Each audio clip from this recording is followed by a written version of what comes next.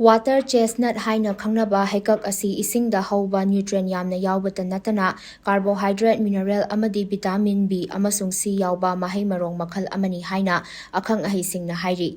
Akhang ahaisingna phongdorakpagi matung inna Heikak hairiba hidak langthakki magun yamna yauba singli nauri phana leihanbada mateng pangba mahai marong asi hakchangda kanaba yamna pi. Heikakta yauba healthy carbohydrate amadi starch aduna hakchangda energy yamna pi. Heikakta fat ki saruk yamna nemna yaubana masi chabana heartta akaiba pide amadi hakchanggi arumba control tawbadasu mateng pangi.